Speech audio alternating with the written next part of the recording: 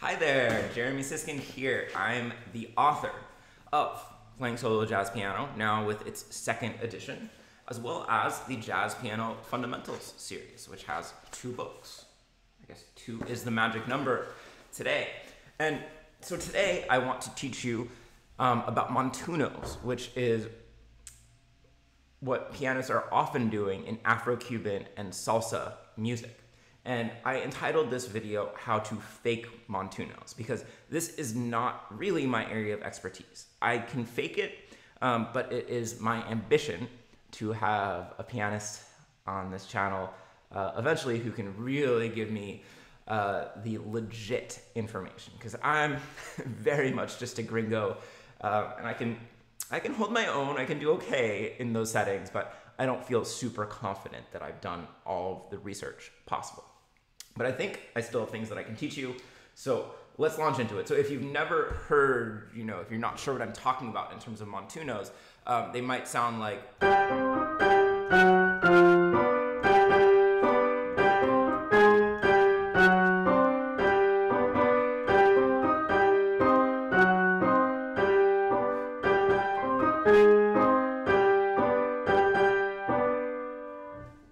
So it's really fun to play montunos. I really enjoy it, despite kind of feeling like I'm a fraud. Everybody's got that fraud complex thing going on, right? So it's a really fun style. And the first thing to know is that the touch in this kind of music, in Afro-Cuban music, is really percussive. And if you see the real guys doing it, I'm way too shy about hitting my piano this hard. But truly, you have to sound like a percussion instrument. And if you play in one of these bands, oftentimes you're competing with an entire percussion section, with a ton of people on bongos and timbales, and I don't even know. It's not, like I said, it's not my area of specialty, but we really want to be percussive with this. Afro-Cuban music, of course, can be harmonically interesting. Oftentimes, it's just a couple of chords going back and forth, and the focus is really on the rhythm and the dance energy. So let's take this scenario of if you only have 2 chords. What I just demonstrated was C minor to G dominant. Pretty common. I'm going to go to this angle. We'll look at some manuscript paper. And of course, I'm having weird tech stuff. Okay, we'll reload that. This is great video content. You can see the home screen of my iPad. Fantastic. Okay, so to me, what really helps me conceive of montunos is an outside-inside approach. And let's take just kind of a simple chord. I'm generally going to be putting these chords in some sort of an inversion.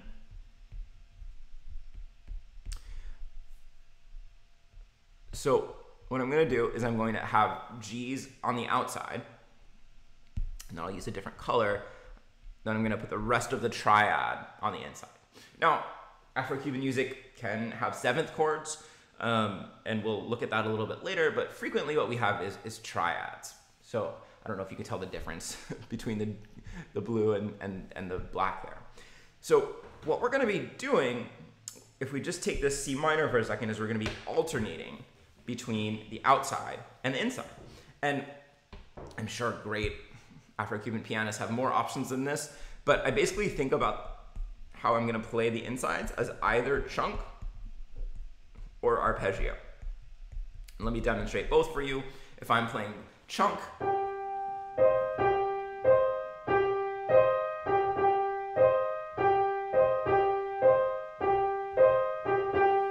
then I'm just playing the 2 notes together. If I'm playing arpeggio, then I'm going to play the inside notes separately.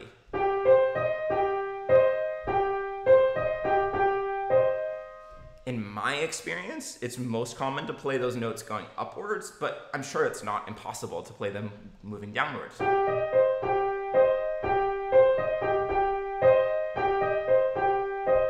And I'll show you some kind of cool things that we can do there. Now, we want to move everything to generally the closest possible position.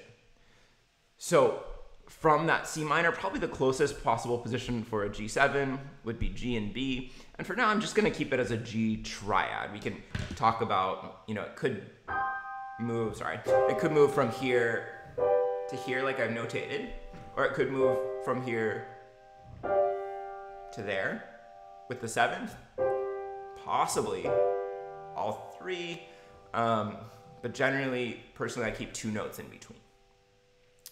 So now I can chunk or arpeggiate both these chords.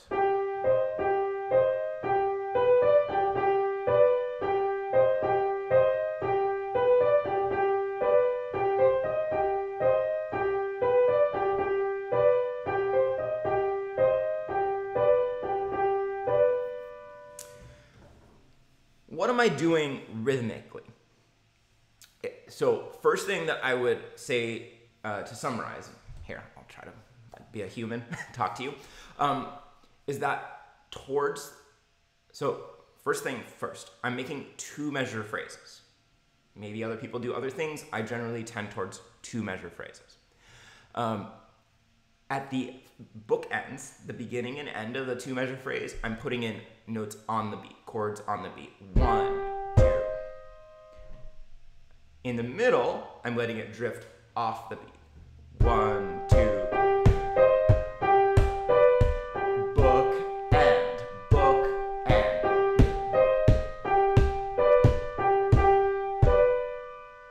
So, in general, and this is, I'm sure, a vast oversimplification, but I'm putting the notes at the beginning and end of the 2 measure phrase on the beat, and in the middle, I'm putting them off the beat. So if I were going to notate it, it would look something like this. On the beat, and then we start getting off beats. Da, da, da, da, da, da. Probably, if any Montuno experts are watching this, maybe they're throwing up in their mouth a little bit. Ba, ba, da. Oops. Didn't need to change chords there. Da, da, da, da. But I'm marking the fact that this is a 2 measure phrase by using those notes on the beat at the beginning and the end of that 2 measure phrase. So again, and I'll make this bigger so you can really read it. These 2 are on the beat. These 2 are on the beat. And notice that there is this moment in here in which I am repeating the outer octaves, right? The 2 outside notes. So that's not impossible. You know, you could experiment with other combinations, maybe. Okay,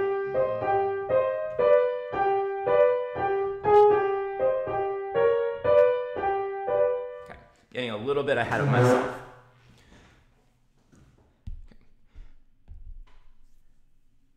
Now, where this gets fun and interesting, again, in my novice opinion, is that we can move both the inside and the outside notes. Generally, we're gonna move them by half step or maybe whole step. So we're just gonna create a little bit of motion color variety.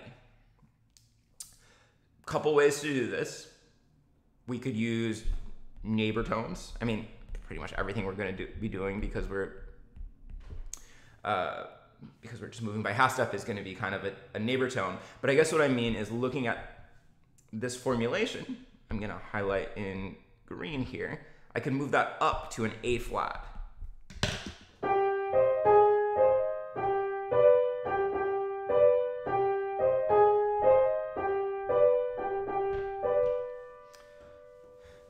Maybe I could move it down to an F sharp. I'm honestly not sure how that'll sound. Let's find out. A little bit darker, but I think pretty nice. So I'm just moving that octave in green, either up or down. I'll let you see what I'm playing. It's probably more valuable. So here's the upper neighbor going to the A flat. Here's the lower neighbor. Really dark. But the other way that we can think about it is kind of leading in. So we could, for instance, target this note. This is kind of our first note of the G7 in the second measure. And I'm going to lead in by half step. So this is a G. So the note before it is going to be an F sharp, and before that is going to be an F. So check it out.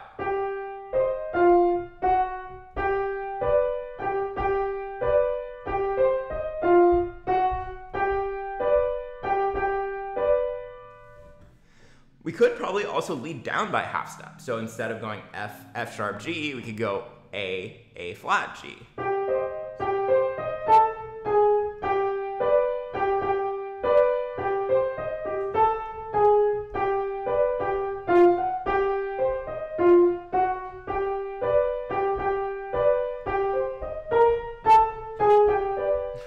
I didn't really love that. I went a little bit too far. But one of the things that I'm doing here, so I'm thinking melodically, I'm still thinking about outsides versus insides, but occasionally, like I'm doing right here, I'm replacing the outside, or sorry, the inside with an outside. So let me just sketch out for you what it looks like, just in case you're not clear. So in this first measure, then, I'm really only having one inside note, and the rest is outsides. So,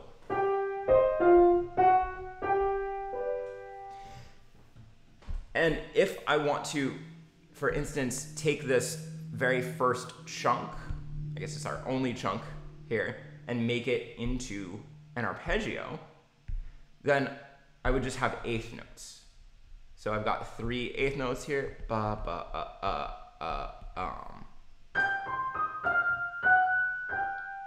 Okay. All right. We could also experiment with moving the insides, making little neighbor tone motions with the insides. So maybe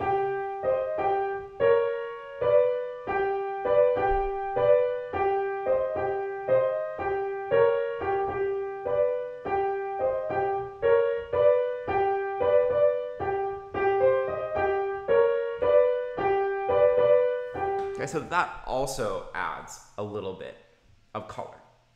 I feel less confident that that's super legit, but it seems possible.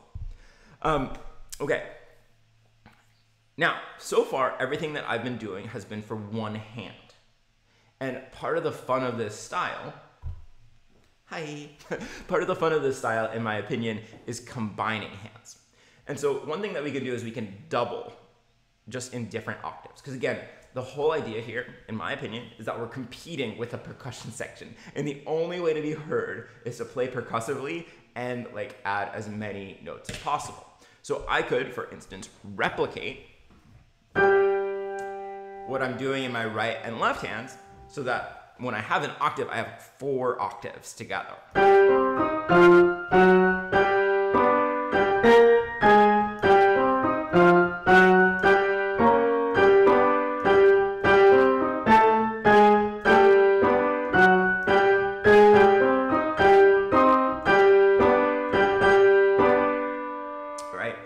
Pretty fun, okay? What's maybe even more interesting is doing 2 different inversions of the chord so that you get harmonies. So we could keep, for instance, this same inversion here, and then in the left hand, I guess this will be an octave down from where I'm writing it, but it's kind of convenient to see it. So you can see on the top, I've got a C minor chord with G's on the outside.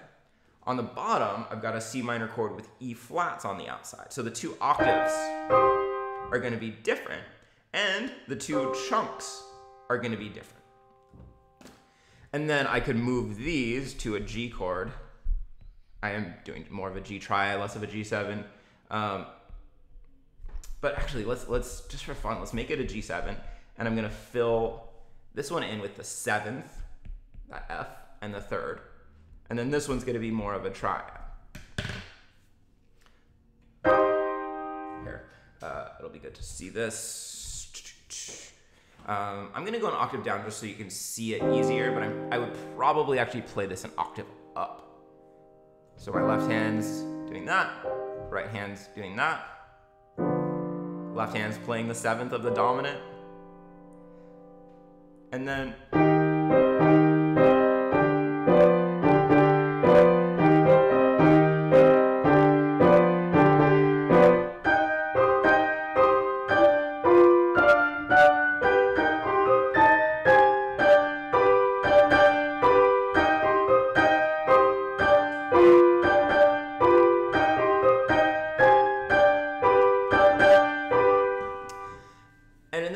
kind of fun. You can think about all these different ways to combine things. So for instance, if I'm doing an arpeggio, we could arpeggiate the same way, the same direction upwards in both hands. Or we can arpeggiate in opposite directions.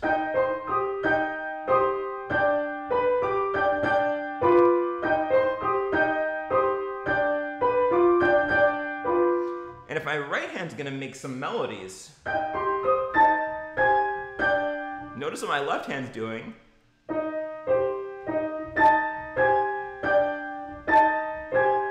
My right hand's not making that melody with the left, my left hand's not making the melody along with the right hand. It's kind of sticking with a chunked approach.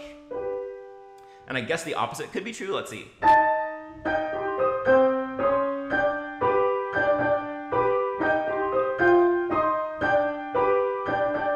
Right, so the melodies could kind of be in either hand. I guess they could go in contrapuntal directions, but that's above my pay grade. Okay, so now we've got these kind of interlocking sorts of octave sorts of things happening. And so far we've only looked at a 1 to 5 progression. Very common. It's also common to go 1,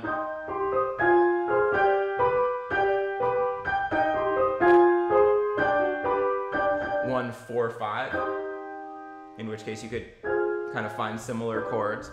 I want to maybe lastly look at a 2-5-1 progression. Montunos and 2-5-1s, I'll be honest, are a little bit of a struggle for me. Well, actually, just a 2-5-1 is fine. But as you get into playing a jazz standard with Montunos, it can get really difficult. But in a 2-5-1 progression, so let's stick with C minor to F7, so we're in the overall key of B flat major.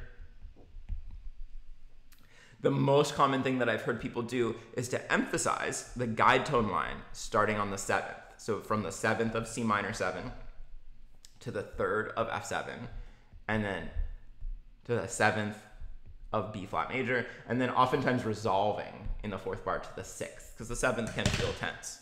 So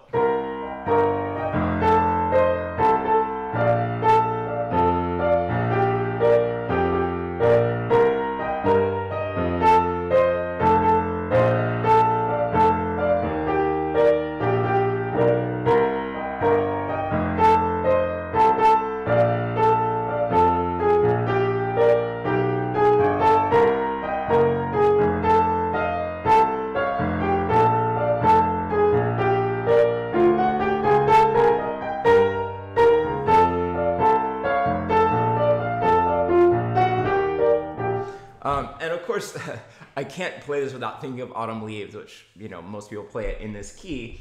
And this is a diatonic circle of fifths tune. If you don't know what the diatonic circle of fifths is, I put out a video about it recently. Check it out. I'll try to link it here. But it actually works quite nicely. We could basically have this scale going down from B flat to F to B flat, sorry, what am I saying? B flat to A to G. G becomes the 7th of the new chord, which is just where we want to be if we're going to use that guide tone line. G, F sharp, and now we could go down to E, or we could stick on F sharp. Let's go down to E.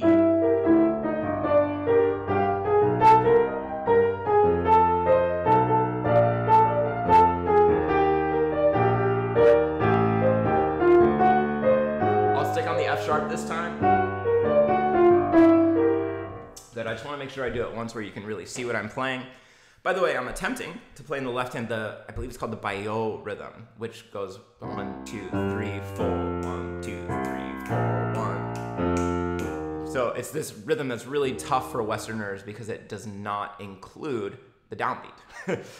It places the root note on beat 4. So here we go.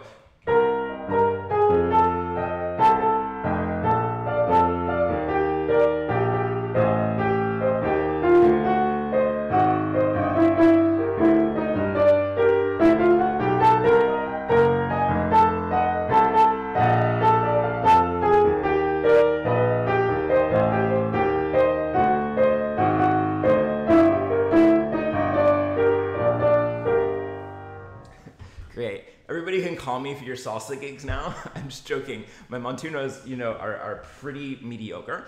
But I hope that you learned something from this video and that you enjoyed it. And I'm gonna try to get a real Latin player on here soon. If you enjoyed the video, thank you so much for watching. Comment with the word Thelonious in the comments, and check out my books, Jazz Piano Fundamentals, Book 1, Book 2, and an upside down version, the best version, the rare upside down version. Oh no, it's right side up, of playing solo jazz piano. Thanks everybody, see you soon.